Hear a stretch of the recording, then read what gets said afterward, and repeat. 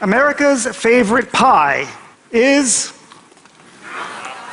Apple. Of course it is. How do we know it? Because of data. You look at supermarket sales. You look at supermarket sales of 30-centimeter pies that are frozen, and Apple wins. No contest. The majority of the sales are Apple. But then supermarkets started selling smaller, 11-centimeter pies, and suddenly Apple fell to like 4th or 5th place. Why? What happened? Okay, think about it. When you buy a 30-centimeter pie, the whole family has to agree, and Apple is everyone's second favorite. But when you buy an individual 11-centimeter pie, you can buy the one that you want. You can get your first choice. You have more data. You can see something that you couldn't see when you only had smaller amounts of it. Now, the point here is that more data doesn't just let us see more of the same thing we were looking at. More data allows us to see new. It allows us to see better. It allows us to see different. In this case, it allows us to see what America's favorite pie is, not Apple. Now, you probably all have heard the term big data. In fact, you're probably sick of hearing the term big data. It is true that there is a lot of hype around the term, and that is very unfortunate, because big data is an extremely important tool by which society is going to advance. In the past, we used to look at small data and think about what it would mean to try to understand the world. And now we have a lot more of it, more than we ever could before. What we find is that when we have a large body of data, we can fundamentally do things that we couldn't do when we only had smaller amounts. Big data is important, and big data is new. And when you think about it, the only way this planet is going to deal with its global challenges, to feed people, supply them with medical care, supply them with energy, electricity, and to make sure they're not burnt to a crisp because of global warming, is because of the effective use of data. So what is new about big data? What is the big deal? Well, to answer that question, let's think about what information looked like, physically looked like in the past. Okay, in 1908, on the island of Crete, archaeologists discovered a clay disk. They dated it from 2000 BC, so it's 4,000 years old. Now, there's inscriptions on this disk, but we actually don't know what it means. It's a complete mystery. But the point is that this is what information used to look like 4,000 years ago. This is how society stored and transmitted information. Now, society hasn't advanced all that much. We still store information on disks, but now we can store a lot more information, more than ever before. Searching it is easier, copying it is easier, sharing it is easier, processing it is easier. And what we can do is we can reuse this information for uses that we never even imagined when we first collected the data. In this respect, the data has gone from a stock to a flow, from something that is stationary and static to something that is fluid and dynamic. There is, if you will, a liquidity to information. The disk that was discovered off of Crete, that's 4,000 years old, is heavy. It doesn't store a lot of information, and that information is unchangeable. By contrast, all of the files that Edward Snowden took from the National Security Agency in the United States fits on a memory stick the size of a fingernail, and it can be shared at the speed of light. More data. More. Now, one reason why we have so much data in the world today is we are collecting things that we've always collected information on. But another reason why is we're taking things that have always been informational, but have never been rendered into a data format, and we are putting it into data. Think, for example, the question of location. Take, for example, Martin Luther. If we wanted to know in the 1500s where Martin Luther was, we would have to follow him at all times, maybe with a feathery quill and an inkwell, and record it.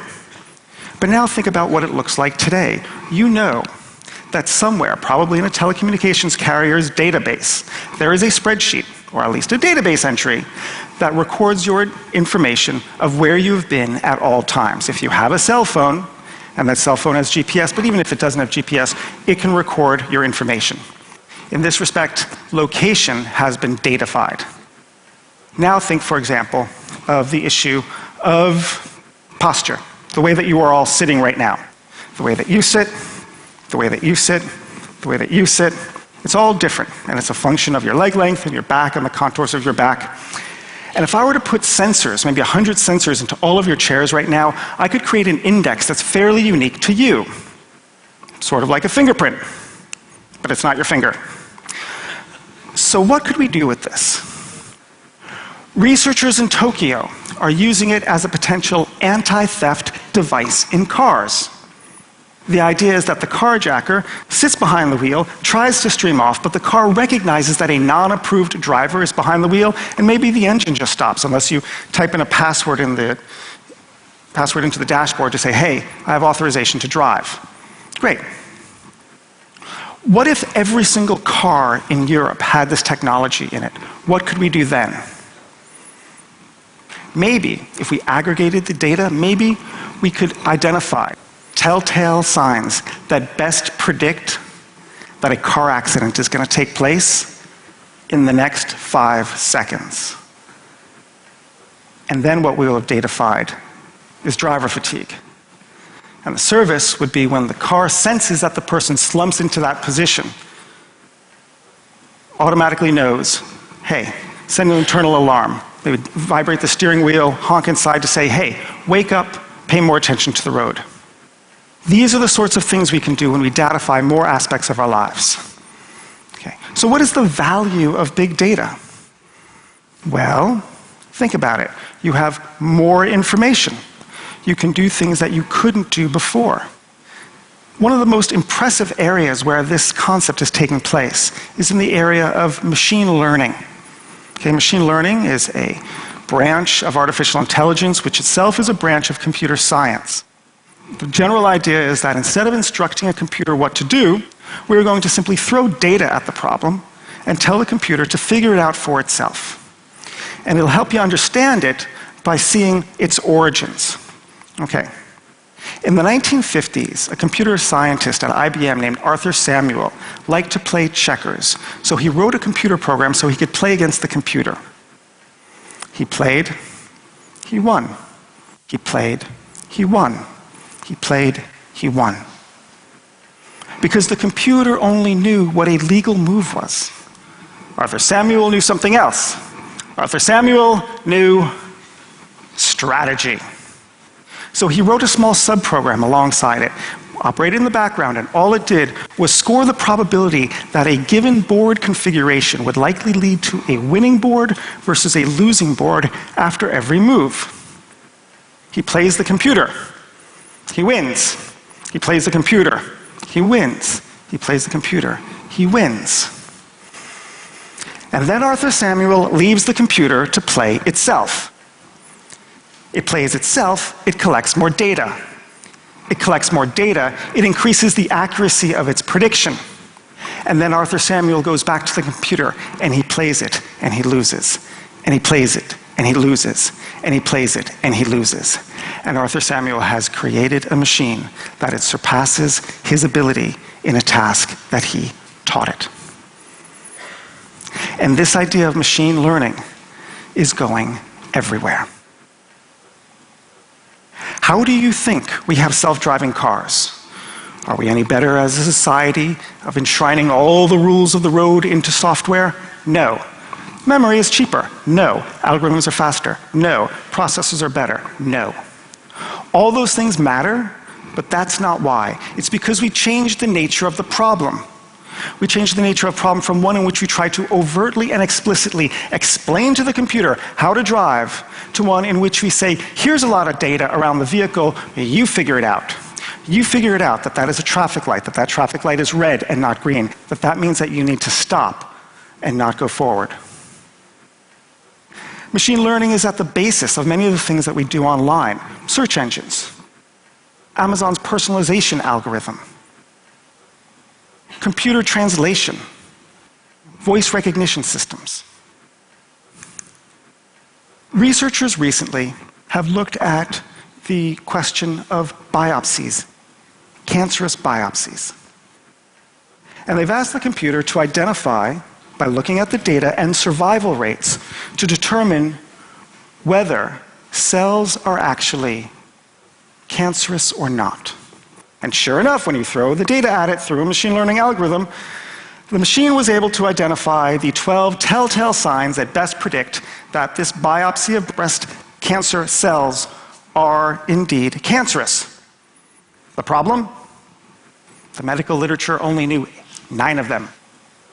3 of the traits were ones that people didn't need to look for, but that the machine spotted. Okay.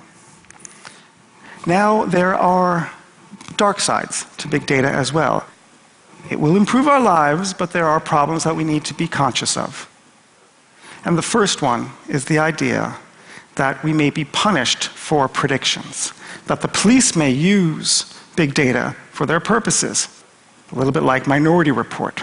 Now, it's a term called predictive policing or algorithmic criminology, and the idea is that if we take a lot of data, for example, where past crimes have been, we know where to send the patrols.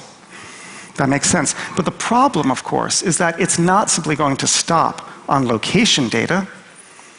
It's going to go down to the level of the individual. Why don't we use data about the person's high school transcript? Maybe we should use the fact they're unemployed or not, their credit score, their web surfing behavior, whether they're up late at night. Their Fitbit, when it's able to identify biochemistries, will show that they have aggressive thoughts. We may have algorithms that are likely to predict what we are about to do, and we may be held accountable before we've actually acted. Privacy was the central challenge in a small data era. In the big data age, the challenge will be safeguarding free will, moral choice, human volition, human agency. There is another problem. Big data is going to steal our jobs.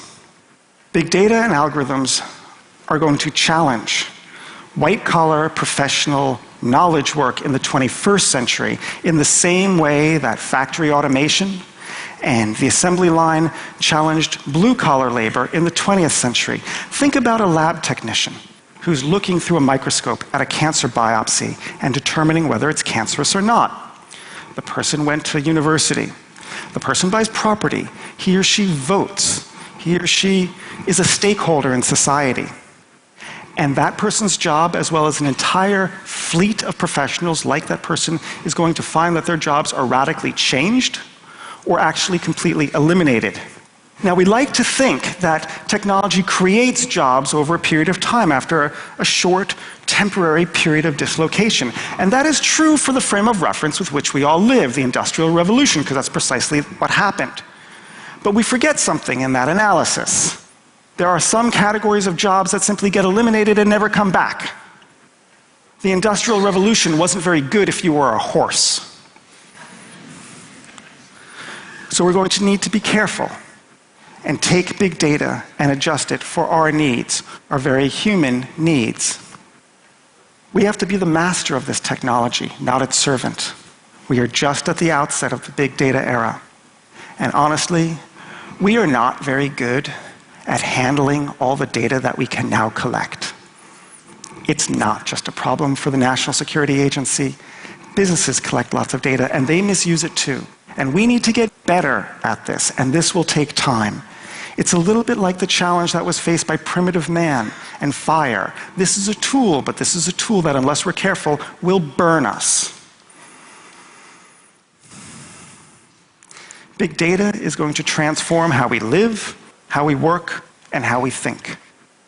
It is going to help us manage our careers and lead lives of satisfaction and hope and happiness and health. But in the past, we've often looked at information technology and our eyes have only seen the T, the technology, the hardware, because that's what was physical. We now need to recast our gaze at the I, the information, which is less apparent, but in some ways a lot more important. Humanity can finally learn from the information that it can collect. It is part of our timeless quest to understand the world and our place in it. And that's why big data is a big deal.